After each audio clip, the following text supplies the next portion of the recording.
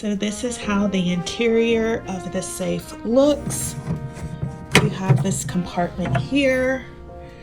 You can see inside. You can store your jewelry or your passport there.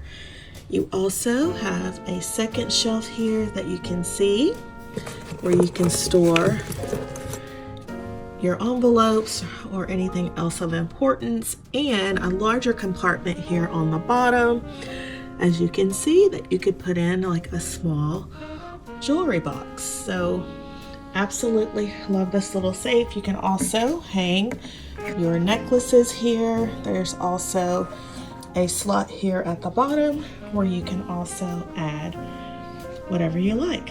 So this is a very nice little safe from Rpnb. You put in the code, and if you put in the code incorrectly, error. Please try again. Error. Please try again. too many times, Error. Please try again.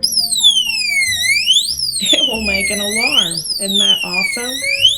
And then Accepted. Please you open the open door. it and it stops.